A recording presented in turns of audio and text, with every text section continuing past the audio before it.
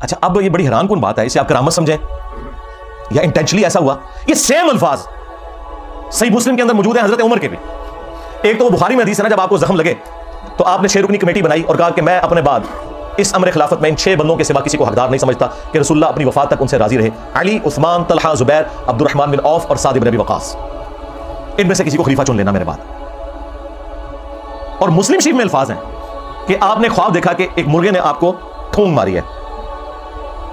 اس کے بعد آپ نے جمعے والے دن خطبہ دیا اور اگلا جمعہ آپ کو نصیب نہیں ہوا, بدھ والے دن آپ کی شہادت ہو گئی. اور کہا کہ میں نے خواب دیکھی ہے اور میں نے اس کی تعبیر یہی کی ہے کہ عنقریب مجھے قتل کر دیا جائے گا, اور اگر میں اچانک مارا جاؤں تو اپنی خلافت کو ان 6 بندوں سے باہر نہ جانے دینا کہ جن سے رسول اللہ اپنی وفات تک راضی رہے.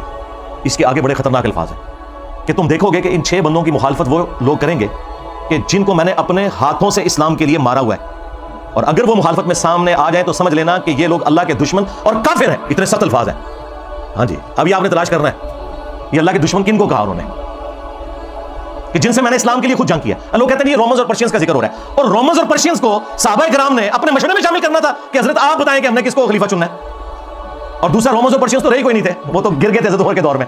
یہ آپ اپنے اندر رہنے والے لوگوں کی بات کر رہے تھے کہ یہ وہ لوگ ہیں جن کو ہم نے مار مار کے اسلام میں داخل کیا ہے, اور یہی مخالفت کریں گے ان 6 بندوں کی. خیر اس کی ایکسپلینیشن میں علماء پہ چھوڑ دیتا ہوں, میں نے کوئی تشریح کی تو کہیں گے کہ ایتے وچ نہیں لکھا, تو وچوں کٹ کے لکھا ہے وچ تے ٹائم قیامت آ کی کٹ کے دس. اچھا مزے کی بات بتاؤں, یہ مسلم شریف کی حدیث جو ہے نا, یہ سیم حدیث سنن کبری البیہقی کے اندر اسی سند کے اوپر ہے 100%, یہ مرغے کی ٹھونگ مارنے والی. اور اس کے اینڈ پہ لکھا ہے کہ سیدنا عمر 26 ذوالحجہ کو شہید ہوئے. مسلم شریف کی سند کے اوپر مسلم والی حدیث جو سنن کبری البیہقی میں تھی, اس میں اینڈ پہ الفاظ ہی ہیں, باقی ساری حدیث سیم ہے کہ 26 ذوالحجہ کو شہادت ہوئی, بدھ والے دن حضرت عمر فاروق رضی اللہ تعالیٰ عنہ کی. تو سرکار یکم محرم کہاں سے نکال لیا؟ مسلم شریف میں 26 ذوالحجہ ہے, ظاہر سند وہی ہے. چلیں تاریخ کی بھی کتابیں اٹھائیں تو جتنی صحابہ کرام کے حالات زندگی پہ کتابیں ہیں نا, وہ 3 بڑی بڑی کتابیں ہیں. الاستیاب امام ابن عبد البر کی کتاب, اس کے بعد اسد الغابہ ابن اثیر کی کتاب, اور اس کی شرح الاصابہ 8000 صحابہ کے حالات زندگی ابن حجر اسقلانی کی. یہ 3 مین کتابیں ہیں, تینوں میں 26 ذوالحجہ لکھا ہے. باقی اقوال لکھ کے انہوں نے کہا یہ ثابت نہیں ہے. یکم محرم کا تو قول لکھا ہی نہیں ہوا. ایک جگہ ہے کہ جب دفنا چکے تھے تو محرم کا چاند نکلا, وہاں پہ بھی یکم محرم شہادت نہیں ہے. حضرت عثمان کی بھی بیعت پہلے ہو چکی تھی. اتنا بڑا جھوٹ بولا. ادھر غدیر خم کی ڈیٹ انہوں نے 18 ذوالحجہ کو حضرت عثمان کی شہادت کے ساتھ جوڑ دیا, حالانکہ حضرت عثمان رضی اللہ تعالیٰ عنہ کی شہادت 18 ذوالحجہ کو ہوئی نہیں ہے. ان ساری کتابوں میں آپ نکال کے دیکھیں تو آپ کو 18 ذوالحجہ کی ڈیٹ نہیں ملے گی, 12 ذوالحجہ کی ملے گی. ہر معاملے میں جہاں جہاں مولوی گھس سکتا تھا نا, اس نے گھسنے کی کوشش کی ہے.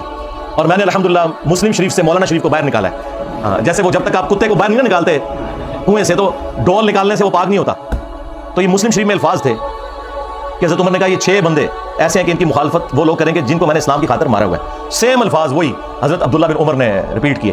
حدیث ختم نہیں ہوئی بخاری کی, آگے الفاظ ہیں کہ عبداللہ بن عمر کہتے ہیں کہ میں نے ارادہ تو کیا تھا کہ یہ ساری باتیں کروں, تو پھر مجھے جنت کی نعمتیں یاد آ گئیں اور میں نے انہی پر اکتفا کر لیا, اور پھر میں خون ریزی اور فتنے کے ڈر سے خاموش ہو کر اپنے معاملات کو میں نے اسی کے اوپر اکتفا کر لیا. وہ حدیث کا راوی کہتا ہے کہ عبداللہ بن عمر نے خاموش ہو کر اپنی جان بھی بچا لی اور اپنی عزت بھی بچا لی. ایک ماموں نے دوسرے ماموں سے اپنی جان اور عزت بچائی. ابھی عبداللہ بن عمر بھی تو ماموں ہے نا, جب انہوں نے رشتے اس طرح کے نکالے ہوئے ہیں تو عبداللہ بن عمر ماموں نہیں ہے, وہ خال المومنین نہیں ہے. تو وہ کہتے ہیں کہ عبداللہ بن عمر نے اپنی جان بھی بچا لی اور عزت بھی بچا لی. یعنی اس وقت کیسی کیٹاسٹرافک کنڈیشن تھی کہ لوگوں کو اپنی جان سے بھی ہاتھ دھونا پڑتا تھا. تو سرکار لوگ کہتے ہیں کہ بھی سارے حسین ابن علی کی طرح کیوں نہیں اکٹھے ہو گئے, اپنے بال بچوں کے ساتھ کیوں نہیں سامنے آ گئے؟ ایسا ہو نہیں سکتا میرے بھائی. یہ تو جن کا یعنی گھرانہ اتنا عالی ہے کہ جنہیں یہ پتا ہے کہ ہمارا کسی چیز کو ایکسیپٹ کرنا, اس کو دین کا حصہ بنا دینا ہے, انہوں نے سامنے آنا تھا نا, باقی لوگوں نے کہاں سے آنا تھا؟ پھر سورہ مریم میں جو آیت ہے, اللہ تعالیٰ نے انبیاء کرام علیہ السلام کا ذکر کر کے فرمایا کہ جب انبیاء کرام دنیا سے چلے جاتے تھے نا, فخلف من بعدہم خلف, تو ان کے جانے کے بعد ایسے ناخلف لوگ جانشین ہوتے تھے, اضاعوا الصلاۃ, جو نمازوں کو ضائع کرتے تھے, واتبعوا الشہوات, اور وہ شہوات کی پیروی کرتے تھے, فسوف یلقون غیا, ان قریب یہ اپنے انجام کو پہنچ جائیں گے.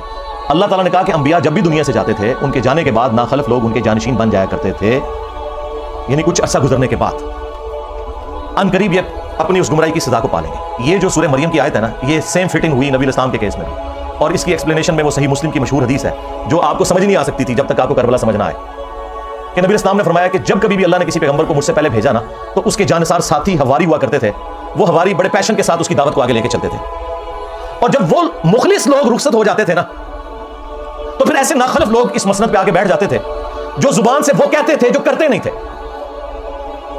اور جس کے کرنے کا حکم دیا گیا ہوتا تھا اس کی مخالفت کرتے تھے, الٹ چلتے تھے. ایسے لوگوں کے خلاف جو اپنے ہاتھ سے جہاد کرے وہ مومن ہے. کون؟ حسین ابن علی. جو اپنی زبان سے جہاد کرے وہ بھی مومن ہے, اور جو اپنے دل میں جہاد کرے, یعنی اگر کمزور ہے دل میں ہی برا مانے, سامنے نہ آئے, عبداللہ بن عمر, عبداللہ ابن عباس, عبداللہ ابن زبیر, اس جیسے لوگ, وہ بھی مومن ہے. لیکن ظاہر ہے کہ یہ اس لیول کے نہیں. اور فرمایا اس کے بعد رائی کے دانے کے برابر بھی ایمان نہیں ہے اگر کوئی دل میں بھی برا نہیں سمجھتا. یہ جو حدیث ہے کہ تمام انبیاء کے ساتھ ایسا ہوا ہے, تو دیکھ لیں سیدنا حسین ابن علی ہی سامنے آ کے کھڑے ہوئے. صحیح بخاری میں ایک اور حدیث ہے 4827. اس حدیث کے کئی ایک طرق ہیں باقی کتابوں میں, المستدرک للحاکم کے اندر, سنن نسائی الکبریٰ کے اندر, اور اللہ بھلا کرے امام ابن کثیر نے تفسیر ابن کثیر میں سورۃ الاحقاف کی آیت نمبر 17 کے کانٹیکسٹ میں وہ سارے طرق ایک جگہ جمع کر دیے ہیں. تفسیر ابن کثیر کے اوپر تو کسی کو اختلاف ہو ہی نہیں سکتا تھا, اور بخاری کی حدیث 4827 وہ بھی لی, اور باقی اس کے طرق بھی ایک جگہ جمع کیے. اس سے آپ کو پورے سینیریو کا اندازہ ہو جائے گا. مروان بن حکم جب مدینہ کا گورنر بنا تو بخاری کے الفاظ ہیں کہ اس نے ایک دن خطبے میں یزید ابن معاویہ کا ذکر کرنا شروع کیا اور کہا کہ اللہ تعالیٰ نے امیر المومنین حضرت معاویہ کو یہ بات سجھائی ہے, وہ امت کے وسیع تر مفاد کے اندر اپنے بعد یزید ابن معاویہ کو خلیفہ بنانا چاہتے ہیں. یعنی ابھی حضرت معاویہ زندہ ہیں اور بیعت لے رہے ہیں اپنے بیٹے کے لیے. اب بخاری میں بس اتنے الفاظ ہے کہ جب اس نے یہ بات کی نا تو عبد الرحمن بن ابی بکر کھڑے ہوئے اور انہوں نے کچھ کہا. امام بخاری نے اپنی شرافت کی وجہ سے وہ الفاظ نقل نہیں کیے, لیکن وہ الفاظ کہیں گئے نہیں ہیں, وہ حاکم کے اندر سنن نسائی الکبریٰ میں اور اللہ بھلا کرے تفسیر ابن کثیر میں انہوں نے سارے طرق المعجم الکبیر طبرانی سے بھی جمع کر دیے. بخاری میں الفاظ ہیں کچھ کہا تو مروان نے کہا پکڑو اس کو, عبد الرحمن بن ابی بکر کو.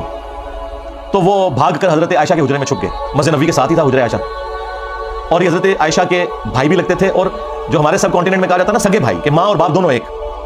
عرب میں تو باپ ایک ہونا تو سگا ہو جاتا ہے.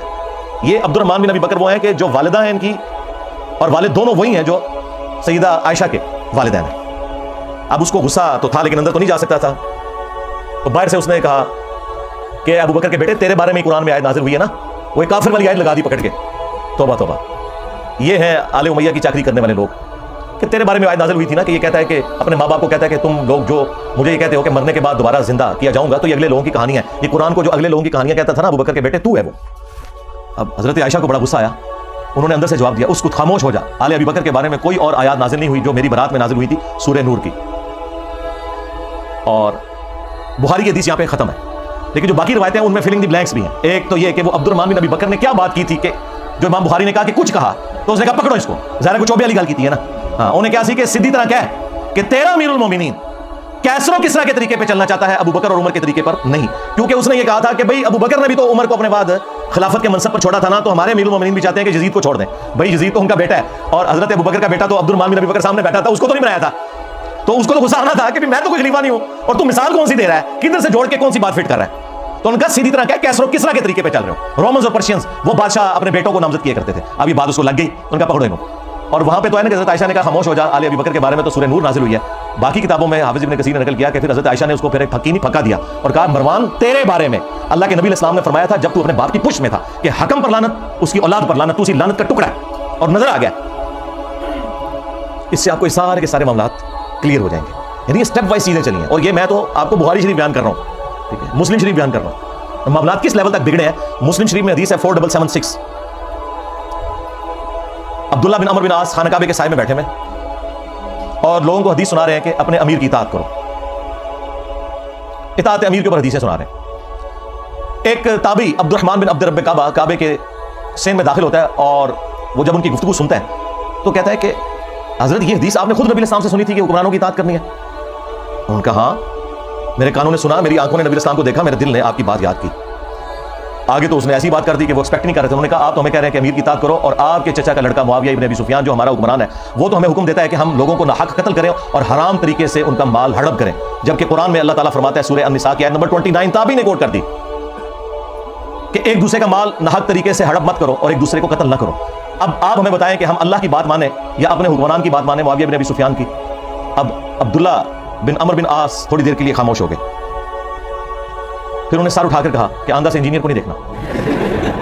یہ نہیں کہا, میں جوک کے طور پہ کہہ رہا ہوں. انہوں نے کہا کہ معاویہ کی اطاعت کرو ان کاموں میں جس میں تمہیں اللہ کے مطابق چلائے, اور جس میں وہ اللہ کی نافرمانی کا تمہیں کہے تم اس کی نافرمانی کرو. یہی ایٹیچیوڈ ہونا چاہیے. یعنی آپ کو دور حکومت کے اندر جو ایک معاملات ہے نا وہ بھی اندازہ ہونا شروع ہو گیا کہ کس لیول کے اوپر معاملات بگڑ چکے ہوئے تھے.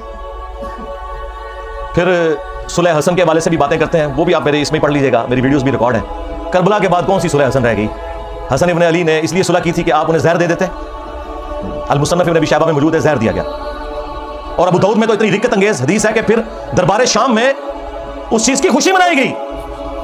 ہاں ظاہر جب آپ غم نہ کریں تو اسے خوشی منانا ہی کہا جائے گا نا, الٹا کوئی غم کی بات کر رہا ہے آپ اسے ٹوک دیں.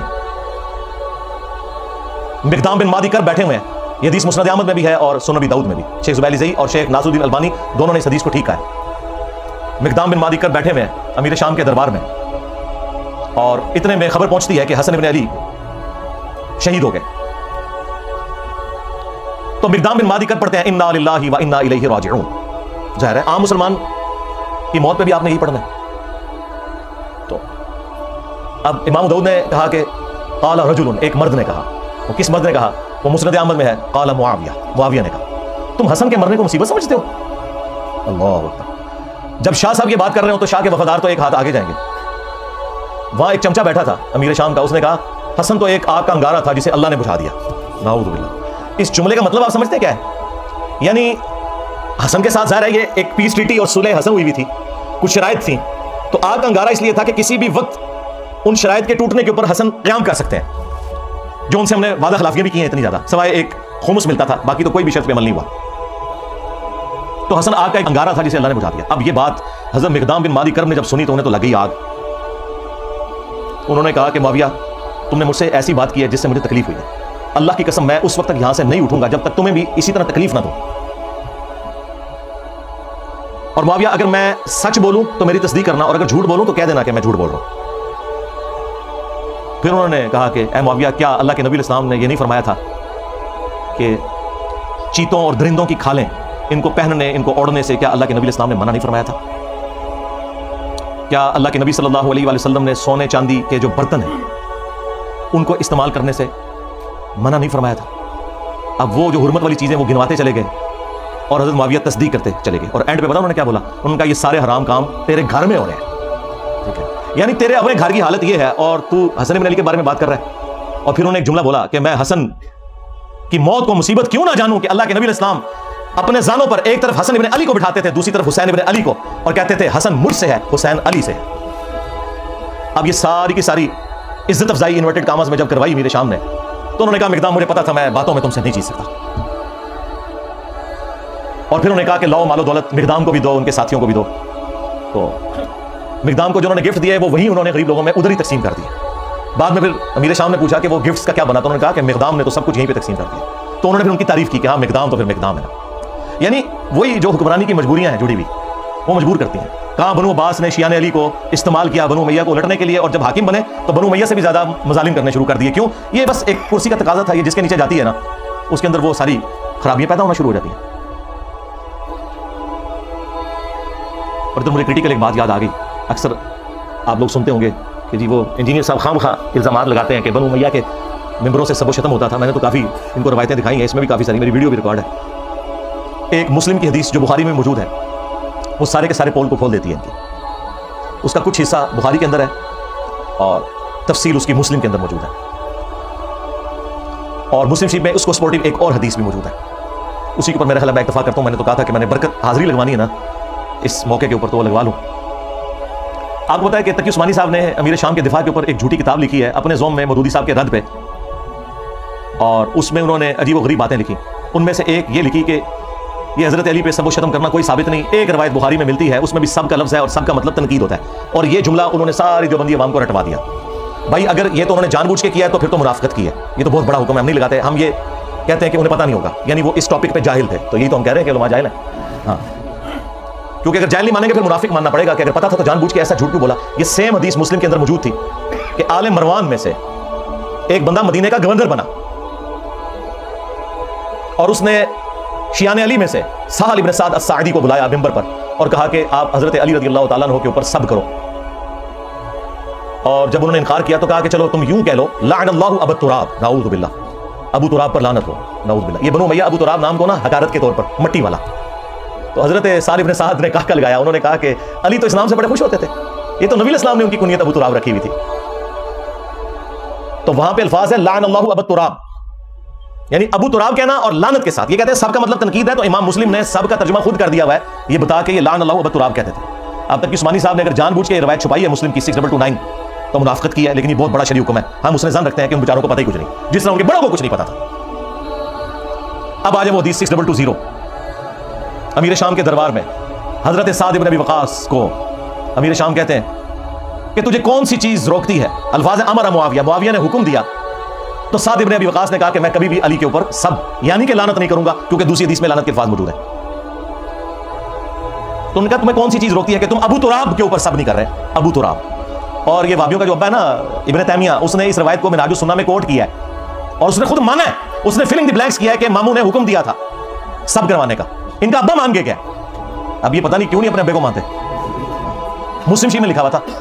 تو حضرت سعد نے کہا کہ میں نے 3 باتیں علی کے بارے میں ایسی سنی ہے کہ مجھے ایک بھی مل جاتی نا سرخ اونٹوں سے بہتر تھا. سن معاویہ، غزوہ تبوک کے موقع پر نبی علیہ السلام نے عورتوں اور بچوں پر اپنا جانشین چھوڑا مولا علی کو، اور یہ پہلا اور آخری موقع تھا کہ کسی جنگ میں مولا علی شریک نہیں ہو رہے تھے. تو ظاہر ہے وہ افسردہ تھے، رو پڑے. نبی علیہ السلام نے ان کی دلجوئی کے لیے فرمایا کہ اے علی، کیا تو اس بات پہ راضی نہیں کہ تیری میرے ساتھ وہی نسبت ہے جو ہارون کی موسیٰ کے ساتھ، مگر میرے بعد کوئی نبی نہیں. اس کا مطلب آپ کو پتا ہے کیا ہے؟ 2 مطلب. قرآن میں حضرت موسیٰ علیہ السلام کے سب سے قریبی ساتھی کون تھے؟ ان کے بھائی ہارون، اور وہ پیغمبر بھی ہوئے. اس اعتبار سے نبی علیہ السلام کا سب سے قریبی ساتھی کون ہوا؟ سیدنا علی. لیکن چونکہ ختم نبوت ہے اس لیے وہ نبی نہیں ہے، امتی نبی بھی نہیں ہے. تو اگر مولا علی امتی نبی نہیں ہے تو غلام احمد قادیانی دجال تھے، شاید کوئی نہیں. یہ حدیث ختم نبوت کے اوپر بھی پیرا دے رہی ہے، صرف مولا علی کی شان بیان نہیں ہو رہی، ختم نبوت میں بھی پیرا دینے والی حدیث ہے. سن معاویہ، دوسرا موقع خیبر کا. نبی علیہ السلام نے فرمایا کل میں اس شخص کے ہاتھ میں جھنڈا دوں گا جو اللہ اور اس کے رسول سے محبت کرتا ہے اور اللہ اور اس کا رسول اس سے محبت کرتے ہیں. ہم پوری رات ایڑیاں اٹھا کے دیکھتے رہے کہ وہ خوش نصیب کون ہے. بلکہ مسلم میں تو الفاظ ہیں، حضرت عمر کہتے ہیں مجھے پوری زندگی اس بات پہ رشک رہے گا علی کے اوپر کہ وہ جھنڈا مجھے کیوں نہیں ملا، علی کو مل گیا. اس سے پہلے مجھے کبھی خواہش نہیں پیدا ہوئی تھی. صبح نبی علیہ السلام نے حضرت علی کو بلایا، ان کو آشوب چشم تھا، اپنی مبارک لعاب دہن ان کی آنکھوں پہ لگائی، شفا ہو گئی، اور پھر انہیں روانہ کیا اور خیبر میں فتح ہوئی. اور تیسرا موقع جب نجران کے کرسچنز آئے نبی علیہ السلام کی بارگاہ میں، سب دلائل سامنے رکھ دیے، پھر بھی وہ ہٹ دھرمی پر اترے تو آیت مباہلہ نازل ہوئی. ندعو ابناءنا ابناءکم ونساءنا ونساءکم وانفسنا وانفسکم ثم نبتہل فنجعل لعنت اللہ علی الکاذبین. اے نبی ان سے کہو اپنے بیٹوں کو لے آؤ، ہم بھی اپنے بیٹوں کو لے آتے ہیں، تم بھی اپنی عورتوں کو لے آؤ، ہم بھی اپنی عورتوں کو لے آتے ہیں. تم خود آ جاؤ، ہم خود آ جاتے ہیں، اور پھر اوپن میدان میں اللہ کے حضور دعا کرتے ہیں کہ جھوٹوں پہ اللہ کی لعنت ہو. اور نبی علیہ السلام نکلے مولا علی، حسن، حسین اور فاطمہ کو لے کر. حالانکہ آپ کی 9 بیویاں تھیں، ان کو نہیں لے کر آئے، وہ بھی اہل البیت ہے، لیکن یہ اسپیشل پروٹوکول. اور کہا اللہم ہؤلاء اہل بیتی، اے اللہ یہ میرے اہل البیت ہیں. یہ 3 فضائل دربار شام میں بیان کیے حضرت سعد ابن ابی وقاص نے اس بات کی دلیل پر کہ میں مولا علی پہ کبھی بھی سب و شتم نہیں کروں گا. امام نووی جو ہے نا اہل سنت میں، اس کی آخری کوشش ہوتی ہے کسی طریقے سے